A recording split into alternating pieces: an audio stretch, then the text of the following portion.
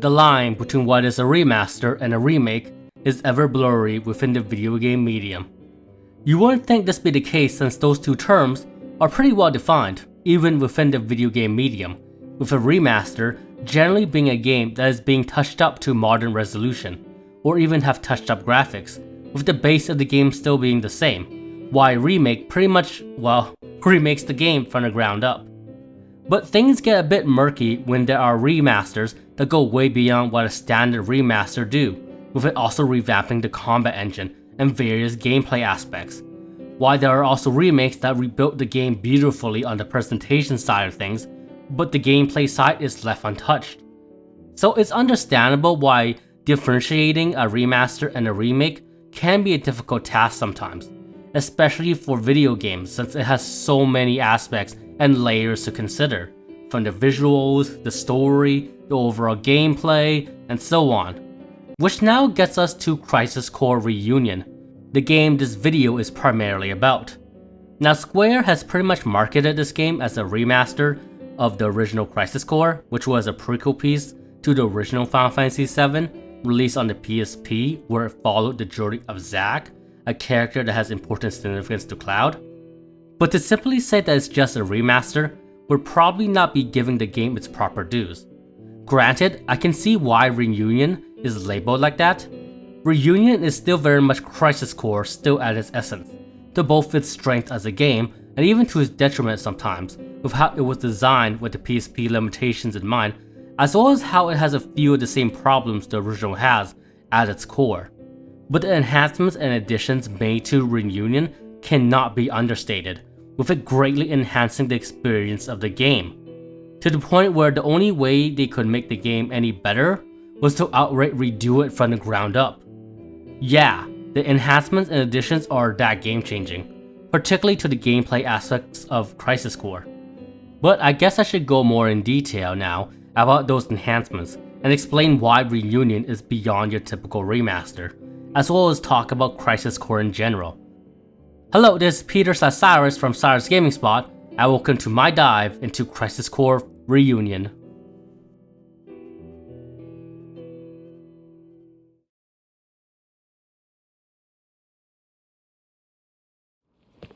So, is everybody here now? Sir! You're all rookies, right? Sir! Yes, sir! One piece of advice. No. An order.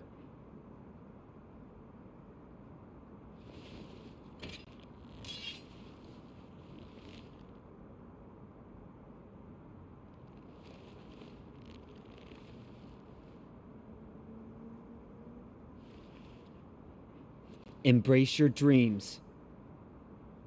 And, whatever happens, protect your soldier honor. Now, in terms of talking about the enhancements and additions that Reunion brought forth to the original Crisis Core, I think the most prevalent thing to notice from the get-go is the graphics. That is to say that they're very much improved from the original PSP game. So much so in fact that if you didn't know this was a remaster of a PSP game, you're probably mistaken Reunion as a game that was developed for the PS4. The environments, particle effects, and the character models of Crisis Core got a noticeably big upgrade. The updated character models in particular looks incredible. Not to mention that the visual enhancements does a great job of keeping a consistent visual identity with Final Fantasy VII Remake, so that people who have played through Remake can go straight to this remaster smoothly without any jarring visual style clash. Granted, this game doesn't look as good as Final Fantasy VII Remake, but the enhancements are at least substantial enough to make it feel consistent with Remake. And to top it all off, this remaster runs in 60 FPS on the PS5 and Xbox Series X, as well as on Steam, which is great. So what I'm trying to say is Reunion looks incredible, given how this game is supposed to be a remaster of a PSP game. Heck, even on its own merits as a PS4 game, it still looks good, so I have to give credit on the visual enhancements. They even added a close-up camera shot to Zack when you use a limit break in the game, which was a nice touch since it makes the start of a limit break to feel impactful, as well as it also being a good transitioning point to the actual limit break animation. They truly went a step and beyond for the visual improvements to this game. As for the audio side of things in regards to the presentation, I would say at least for the music, I didn't find it too different from the original. That is to say, it's still really darn good. It was composed by Takehiro Ishimoto, and it's overall a pretty good soundtrack. The battle themes are engaging and rocking, the various orchestral music is moving and even somber when it needs to be, which is great, especially Zack's theme, which is used to great effect. It has a great rendition of One Wing Angel, and it's overall an incredibly solid soundtrack. Now, there are a few tracks that are better in the original, such as Controlling an Iron Beast, and some tracks that I prefer in the remaster, like Escape into the Wasteland. But I say overall, the soundtrack is incredibly solid in the remaster. The voice acting, on the other hand, is a more mixed issue. Now, if you play Remake, you probably already know this, but the voice cast that played the original Final Fantasy VII characters back in Advent Children, Crisis Core, and even Kingdom Hearts have all been recasted to a new cast of voice actors, at least on the English side of things. The Japanese cast is consistent, I think. Now, the reasoning they did this in Remake was apparently to accommodate how it was a remake of Final Fantasy VII and how they wanted a new generation of voice actors to accommodate this new retelling of Final Fantasy VII. But that reasoning itself can be called into question, seeing how the Japanese voice has remained the same. But it is what it is. There are new voice casts for the characters in both Remake and Reunion. Now, I don't think this was a problem in Remake. I mean, it sucked that the original dub actors wasn't able to reprise their roles, but I think the new actors did a great job of voicing their characters in Final Fantasy VII Remake, especially with Brianna's white betrayal of Aerith. But this isn't the case with Reunion. I mean, the main characters from 7 Remake that appear in Reunion are still the same actors, and they sound good. It's just the new actors they got for the main cast of Crisis Core Reunion is where it gets mixed. Well, mostly for one character. I think the new actor from Angeo and Genesis sounds pretty decent. I mean, they do sound a bit wooden at times, and there are some really odd deliveries. But that also happened in the original dub of the game, so I probably don't mind them. Now, Sephiroth's new voice is interesting to talk about. The original dub actor of Sephiroth, George Newbern, gave this really cold and imposing quality to Sephiroth's voice that makes Sephiroth out to be this cold, menacing, and imperturbable figure, and that worked great in both Advent Children and even Kingdom Hearts, where he was pretty much the villain in those games and movies. But the Sephiroth in Advent Children is not the Sephiroth in Crisis Core. Here, Sephiroth is definitely aloof still, but the game shows the more human and I guess gentle side of the character. You see this in his past recollections of his friendship between Angeo and Genesis. You see this in how Genesis and Angeo defection from Soldier affects him. You see this in his eventual downfall when he learns the truth behind Genova. See his disbelief in how he could possibly not be human, and witness Sephiroth's ultimate descent into madness. So this incarnation of Sephiroth in Crisis Core, the one that shows his more human and even vulnerable sides, I actually think Sephiroth's new dub actor, Talia Hoshian, fits with this incarnation of Sephiroth more, with his portrayal being able to bring out the more soft bodies to Sephiroth's character in the voice. I mean, I really like George Newbern's Sephiroth's voice in Advent Children, don't get me wrong. That voice just oozes this cold and imposing quality to him, which fits with what Sephiroth will become in the original Final Fantasy VII. But not so much with this incarnation of Sephiroth, I think, since his voice doesn't have as much humanity as Hoshin does in my honest opinion. So that's my take on Sephiroth's voice in Reunion. But now we get to Zack, which is where the main problem of the new dubbing choice lies. I just say this, I'm not a fan of Zack's new voice. I think the pitch for Zack is a tad too high and nasally, especially in the time skip. But I especially think the delivery is just all over the place with Zack's new voice actor, Caleb Pierce. Now the voice I could get used to. I mean, I do prefer Rick Gomez's portrayal of Zack, but I could get used to Caleb if it wasn't for the fact that the delivery is all over the place. And this is a big problem since Zack is the main protagonist of the game. Now this isn't the worst voice acting I ever heard, but it is noticeably worse than the rest of the cast. So that's a shame. But besides Zack, I don't have much problem with the audio side of things in Reunion.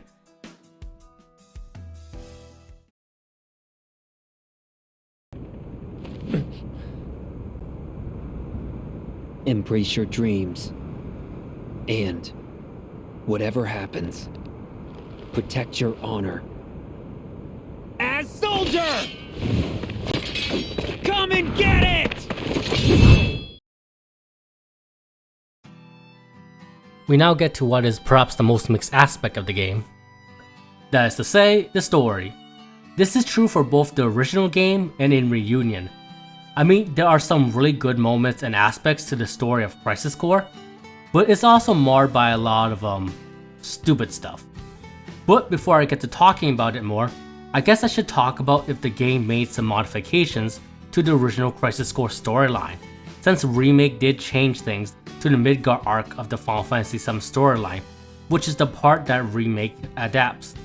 So are things different in the story of Crisis Core Reunion? Nope. Everything is left the same in the story of Crisis Core pretty much, including both the good and bad elements of the storyline. The only thing that's different is with the graphical upgrade and the voice acting. But the rest of the story, well, it's pretty much the same. So what is there to say about the story of Crisis Core? Well, like I said before, Crisis Core is ultimately an origin story of sorts about Zack, a kind, energetic, upbeat, and driven member of Soldier, who, in the midst of great turmoil within Shinra, was able to get to the rank of first class within Soldier, and you basically follow his journey throughout the game.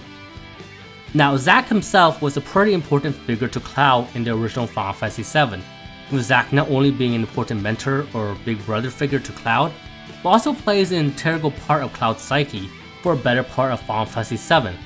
So Crisis Core was the main way they expanded on Zack in the Final Fantasy VII universe, especially with how there weren't many scenes with Zack in the original Final Fantasy VII, despite his importance to Cloud as a character. So how does Crisis Core fare in expanding Zack? Well, as far as Zack goes, pretty well I think. Crisis Core does a pretty good job of crafting a very likable and engaging protagonist for us to follow through in the form of Zack Fair. Granted, Zack is a pretty simple character when you get down to it, with him being a well-meaning, optimistic, and incredibly energetic member of Soldier who has lofty dreams of becoming a hero, and a man who tries to maintain his honor as he fights for Soldier. But what makes him engaging to follow is, well, his very likable personality, for one. I mean, Zack just has this very easygoing, honest, and gung-ho attitude that makes him a lot of fun to watch, and makes his interactions with other characters feel very genuine and endearing. The highlights of these interactions are seen in the DMV cutscenes, and in his times with Aerith and Cloud, as these individuals meet with each other for the first time, and develop the special type of bond that they do. With Zack and Aerith forming a budding romance, where they not only have this pretty cute chemistry with each other, but you also see how their time together helps them cope with their current situation, and even let them grow as people. With Zack being able to keep his mind off the whole crazy situation with Angio and Genesis with his time with Aerith, to get some time to be, well, himself and have fun, and have this needed time to compartmentalize the whole situation and reflect upon it. While Aerith, through her time with Zack, was able to come more to terms that she's an ancient, that being a bit out of the ordinary isn't such a bad thing. Then you get Zack and Cloud develop this strong friendship that is initiated by how they are essentially country bumpkins, with you seeing Zack and Cloud naturally developing this wholesome brotherly bond with each other. As you see Zack being this big brother type figure to Cloud, as you see him constantly looking out for Cloud, as the two work together throughout the few missions that happens in the game that they have together. And as a result, you see Cloud naturally look up to Zack, even confide in him. So yeah, I would say that Zack's overall personality and character is a significant factor that makes him engaging to watch throughout the story. It also helps immensely that despite Zack being a simple character in the story, he's not a wholly static one, with you seeing the events of the story of Crisis Core affecting him throughout the game, with his view on Soldier and on what is even Soldier honor even being challenged somewhat, and then you see how he got to the point that he does at the end of the game. So I would say Zack's character has been done pretty well in Crisis Core. It's also just great how Zack just blurts out what we, as the audience, is thinking at some point in the game. Do you fly away now?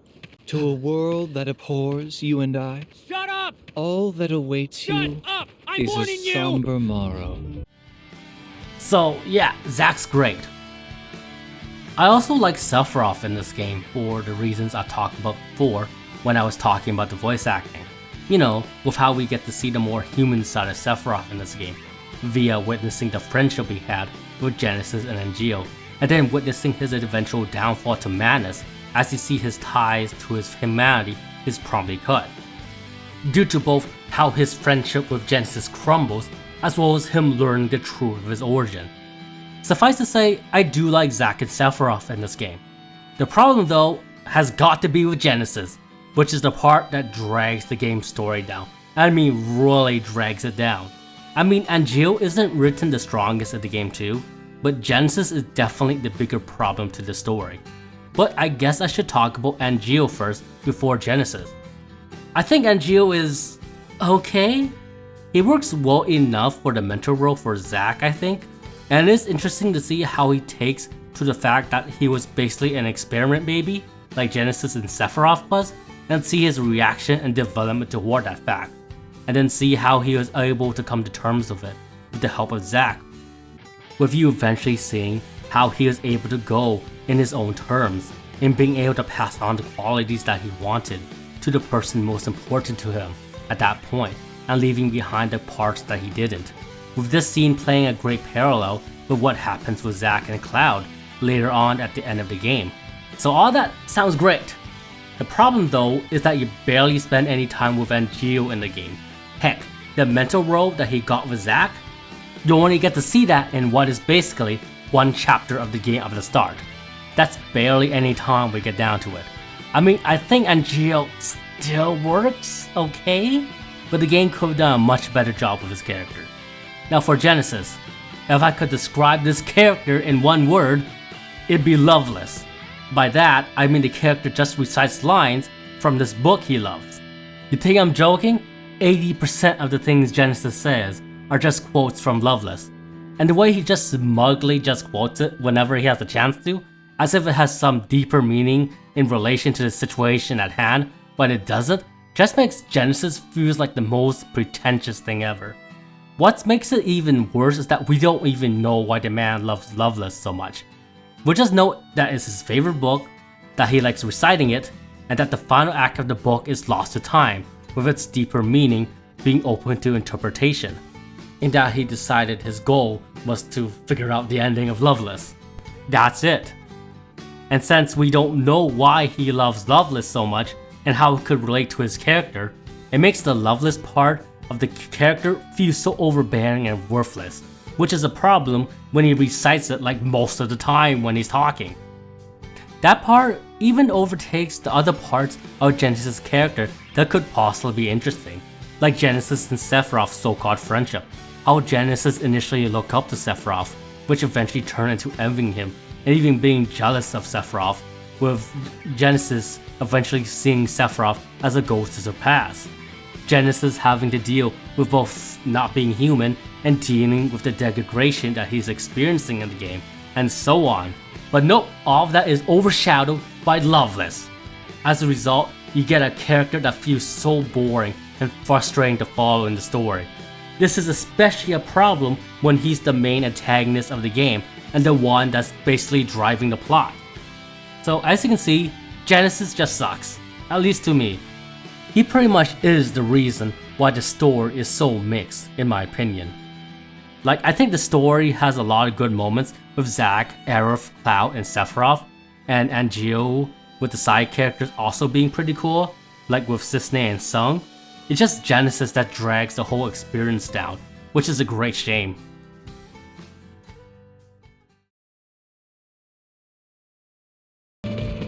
Activating combat mode.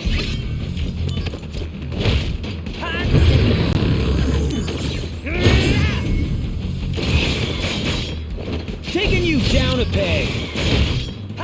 This'll do. Heads up. Take that! Conflict resolved. Oh yeah. Finally, we get to the combat of Crisis Core Reunion. Now, this is probably the part of the game that got the most additions and refinement in comparison to the original. Like, comparing the original and Reunion's combat isn't even fair in some ways, with Reunion's combat system just being a superior version of Crisis Core in every way. But to talk about Reunion's combat, I should talk about the original. The original Crisis Core combat system itself was a pretty simple action battle system where you would wander around the map, run into a random encounter, and then get into a battle phase where you would maneuver around and fight in a small battle arena that the game put you in with the enemy, with your offensive capabilities being relegated to being able to do a standard attack with Zack's sword, or be able to use the variety of materia that you equip on Zack, which can range from spells to physical abilities like jump.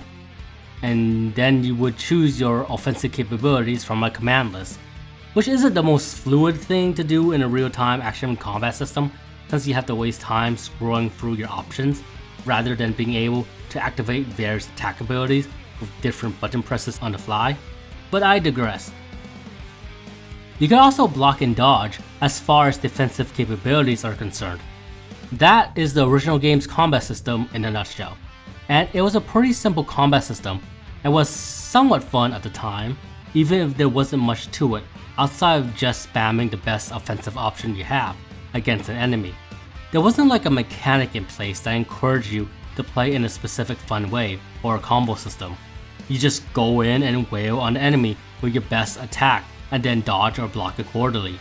The combat mechanics were that simple in Crisis Core, with the materia building being the part that kept it from getting too stale, as it was satisfying to have all these different types of materia and options to use in combat. That, and it did feel gratifying to build up your stats through materia building. So, how did the remaster improve upon the combat system? Well, for one, they made it a smoother game with the animations and overall character control being more responsive, as well as it also having a better control scheme to better suit its core as an action combat system, with you being able to activate the different type of materia you got equipped on you now via different button presses, which makes on-the-fly materia activation much more fluid now, since you can more easily activate the materia you want through 2 button presses in the span of like a second, as compared to before where you had to scroll through a command list. These 2 changes already do a massive job in making the combat system in the remaster to feel a lot more fluid compared to the PSP version, but there are also more changes that adds more nuances and meat to the base combat system. One change introduced is that there is now a combo system of sorts integrated into the battle system, with you now being able to perform a 5-hit combo with Zack normal attacks.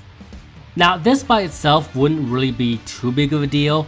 I mean, it's cool to have, it makes chaining multiple normal attacks together to be more fluid now as compared to before, but if that's all the combo system did, it really wouldn't add much to the combat system, especially since you can't really combo stun enemies in this game like you can in a DMC game or a Tales game, at least not reliably. Luckily, there is more to this system than simply allowing you to get a 5-hit combo chain with Zack normals, with there being some interesting interactions that happens if you do either an ability materia or magic after performing a normal attack combo. Most notably, if you do an ability materia after doing a combo, you are able to strengthen the power of that ability based on how many normal attacks you did prior to its activation, while doing magic right after a melee attack will get Zack to backstep from the enemy to cast a spell, which by itself is a neat defensive tech to have if you want to back away from an enemy if you see them readying up a big attack. So not only did they make normal attacks have more of a purpose in the game and have it be offensively useful in regards to strengthening your ability materia, but they also allow you to smartly use it defensively too if you're able to time it right with your magic materia. They overall did a great job of incentivizing normal attacks in this game, with the remaster adding interesting options to do with your normals, which in turn makes them more fun and satisfying to play around with. With normal attacks now, having this interesting risk and reward factor to them with how you can use them to strengthen your abilities, while also being careful to not overextend and get hit. It's also fun to use them defensively via magic too. Then there is what is perhaps the most interesting change in the combat system, the busted sword mechanics. Essentially, when Zack obtains the busted sword in the story, he gets a new mechanic to play around with, which is the battle stance. Now, you might have recognized the stance if you play Final Fantasy VII Remake, since they brought it over to this version of the game from Remake, Granted, battle stance in Reunion isn't exactly the same as Remake, with some of the things you can do with Zack battle stance being a bit different compared to Cloud, but the general principle of the mechanic remains the same, and that is a stance ability that you can activate that will put Zack in a state where his entire moveset is changed, where his movement is dramatically lessened, but Zack's offensive and defensive capabilities are increased with the options you have with the battle stance. Like how just being in the stance itself allows you to passively block attacks, and how you can't get status effects while you're blocking in that stance, or how your normal attacks changes to this heavy swing that will do more damage, as well as how you can also use the ability or magic materia while in the stance, which will give you the same benefits as if you were doing them in a normal combo, but the benefit of doing it this way is that you can activate it from a distance, rather than having to come up close and personal to do a normal combo. And then there's the fact that Busted Sword proficiency is a thing, meaning that the more you use the Busted Sword, the more powerful it gets, with you getting some significant passives at certain thresholds, such as how you can break the damage limit if you use abilities that are enhanced by the battle stance at later proficiency levels, or how you can even get barrier piercing at highest proficiency levels too. As you can see, they did a great job of making the Busted Sword feel special in this game in regards to how you can get some powerful and interesting options to have with the sword via battle stance, as well as how the sword itself can get stronger the more you use it. And I do think the Busted Sword mechanics adds to the game, as battle stance itself is an interesting tool to have, with it bringing its own intricacies compared to just normally swinging, which makes it fun to use. Not to mention that it's cool just to see how special the Busted Sword is, given its importance to the series.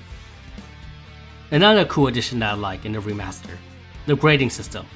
Yeah, there's a grading system now that essentially rewards you for how well you did in the fight, with it rewarding you for either finishing a fight without taking damage, finishing off enemy with either magic or a skill, or just blocking all attacks in battle in time, with the rewards being that you get to restore your HP, MP, or TP, with the more higher tier grades giving you more restoration. I think it's a cool system. I like how it rewards you for playing well, and especially like how playing well for the grading system will allow you to keep using your abilities and magic, with the game encouraging a very offensive based combat style that is pretty fun to do. It's just so satisfying to use your offensive materia and then see all the TP and MP that you used in that same battle be restored at the end due to you getting a good grade. So I liked it. Another thing I really dig in the remaster is the brick bars that bosses have. Bosses have brick bars now when you try to do their super attacks, and depending on how much of the brick bar they are actually able to DPS through, you will make their special attacks be weakened or even be negated if you're able to completely DPS through the brick bar. I think this is a neat change, and it's cool how you can negate a special attack through DPSing down the brick bar, with it feeling satisfying as all hell to do so. Granted, this mechanic does lead into another problem down the road regarding balancing, and I will get back to this problem later, but I can't deny that it does feel gratifying to completely break through a boss's brick bar and see their special attack be negated or mitigated at the very least. Lastly, let's talk about the DMV. The DMV is interesting. It was essentially the system that determined how you level up and how you get limit breaks and various buffs in the original Crisis Core, with it essentially working like a slot machine of sorts. It's also the main way you view the optional DMV cutscenes, where you see Zack hanging out with his various friends and co-workers. Now right off the bat, I have to say that I do have a problem with the DMV being the main way you level up, aka having to get all 7s in the DMV. Mostly due to how it makes level up feel random and not earned, which makes leveling not as satisfying. Now I know level ups are not truly random in this game, in both the original and the remaster, as there is a hidden experience counter that will pretty much get you to level up eventually if you defeat enough monsters, like a pity system, but the fact you don't even see the hidden experience meter still makes it feel like it's random and not as satisfying. This is especially true in the remaster where you don't even know when you level up sometimes, due to how you just get a prompt that says you level up without any fanfare. Since Reunion pretty much removes the slowdown and special slot animation that was associated with hitting all 7s in the DMV back in the original. Now, this isn't particularly a problem for me since I didn't felt leveling up felt that satisfying back in the original to begin with, since leveling up felt random even if it wasn't, but it is something to take note of. It also doesn't help that level ups don't net you that much of a stat up at around the late game. Now, am I saying that the progression in Crisis Core is totally whack and unsatisfying? No, I do think that the materia system and materia building system does a pretty great job in that department, with there not only being different type of materias that will increase your offensive and defensive capabilities, as well as your options, but you can also build up your offensive and supportive materia to have enormous stat gains through the materia building system. Not to mention there are also materia dedicated wholly to specific stat gains. It's also good that you gain SP through battle too, since it will make battle still feel like it's worth it. And SP is basically the main currency you use for materia building. So yeah, it's pretty important. So it's not like Crisis Core is bad in the progression department. In fact, I think the progression game of Crisis Core is pretty satisfying and good in regards to the materia system, with it feeling incredibly satisfying to not only get powerful materia to use in battle, but also build up those materia to incorporate significant stat gains. Add in the accessory system that will further improve Zack's efficiency in battle, especially in regards to getting the brick accessories, and I think the progression system is good in Crisis Core Reunion. Probably also in the original, though I don't remember much of the materia system back in the original. It's just the leveling system that feels pretty in this game. But I digress.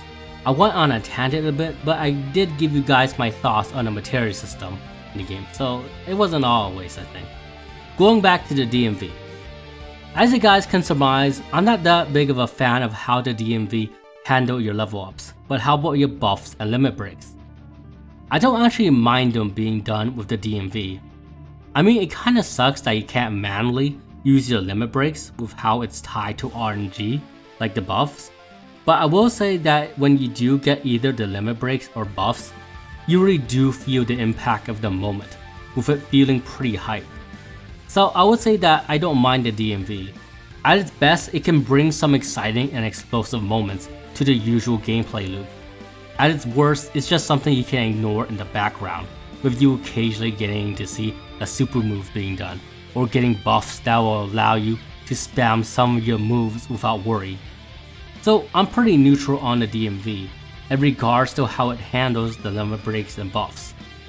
I will say that it's good that all the mechanics that are locked behind the DMV are mechanics that solely benefit you, so you won't ever have a moment where you feel like you died because the DMV simply didn't roll the way you wanted it to, which is good. It's also great that the remaster shortens the DMV animations and make the summon and limit break animations skippable. So overall, I would say that I like the combat of Crisis Core Reunion. They managed to take a pretty basic combat system on the PSP and spruce it up and add some meat to it, with it now being a pretty fun combat system that has some depth to it.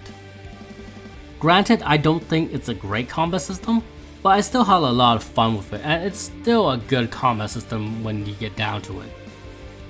But there is one major problem. That problem is the difficulty scaling of swords. Crisis Core has a sort of arm race problem in regards to how it balances its fight and its enemy design, at least in regards to its side content. What I mean by that is that the game really encourages you to do as much damage as possible.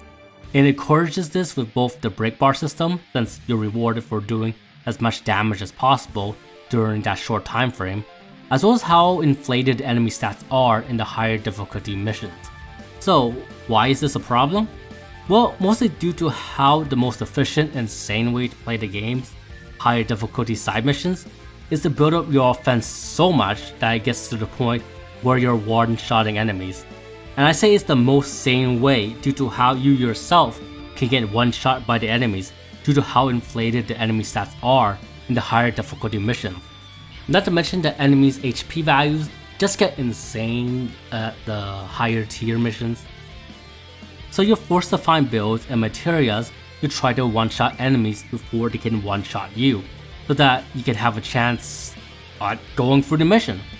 At least that's how I felt when I was playing through the side missions on this game's hard mode. Granted, there is some sort of fun to be had in this sort of one-shot, one-kill playstyle, but it does get old really fast. And it is a style that ultimately does get you to ignore the game's mechanics, which is a shame. Not to mention, this style also makes build variety to be lessened, just because you are forced to use specific materia in order to one-shot enemies, aka using costly punch. Now, is it this way for all of A Reunion? No. I think it's only like this for like the 6 and 7 star rated missions, but that's still quite a bit of missions for this game to encourage this one-shot kill playstyle. Luckily, if you're simply doing the main missions while doing a few side missions, you can still have a pretty fun time with the game, I feel.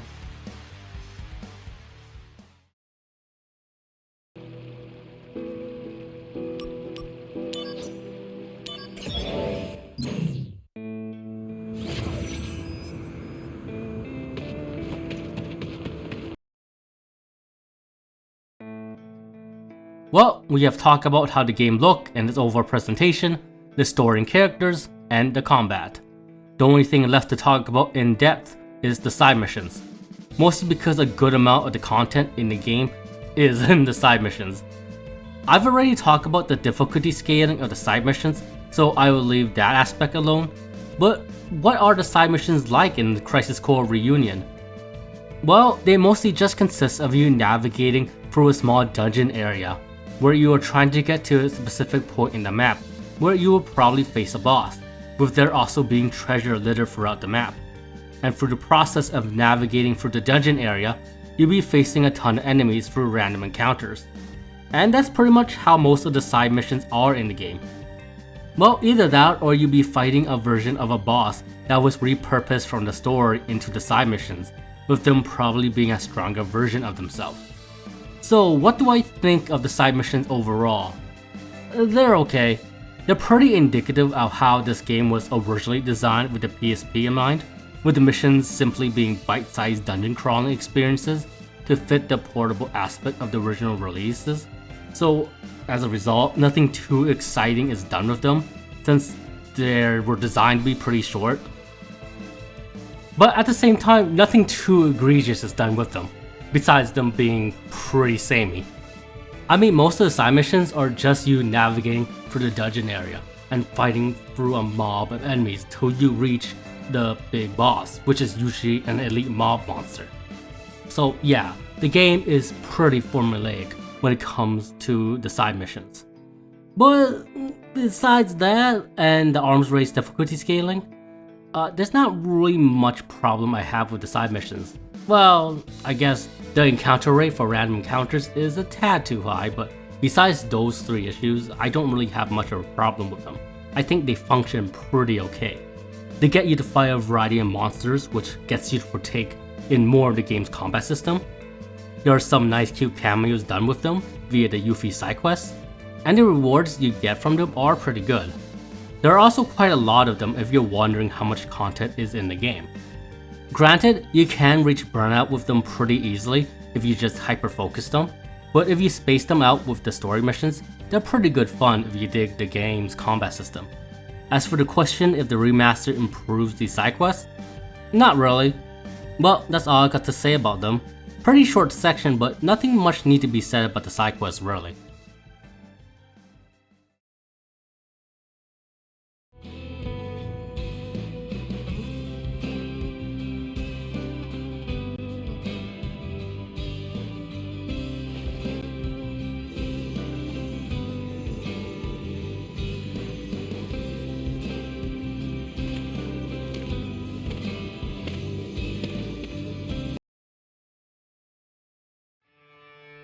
And that is essentially my overlying thoughts on Crisis Core Reunion.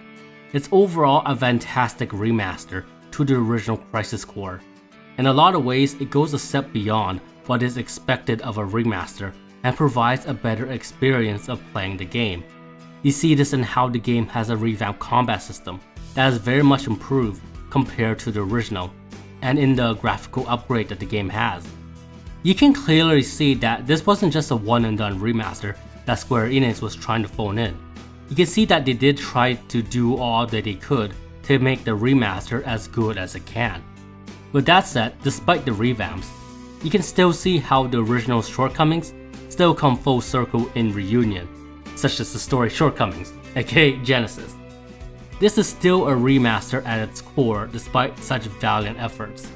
So all I can really say is that Crisis Core's strengths as a title is further strengthened in Reunion, with the game providing a pretty good combat system, great presentation for a remaster, and a pretty good lead in the form of Zack, with the shortcomings of Reunion still being that the story pacing is a bit wonky, and Genesis as a character is just shoddily done. If you haven't played Crisis Core before, and you did like the original Final Fantasy VII or 7 Remake, I would say give it a try. I would even say that if you played and liked the original Crisis Core, give it a try since the revamp do a lot to make this still feel like a fresh experience. Though if you hated the original Crisis Core, I can't say that this game would do much to change your mind. Reunion, for better or worse, is still Crisis Core at its, well, core. It just builds upon the foundation of the game, with Reunion being the best version of Crisis Core as it possibly can. The only way that it could be better is if they just outright remake it. Though that's probably not an option given how they're still remaking the rest of 7 at the moment. But I digress. All I'm trying to say is that Final Fantasy Crisis Core Reunion is a fantastic remaster, one of the best remasters that we've gotten through recent memory. It truly is the best version of Crisis Core that you can play if you want to experience Zack's story.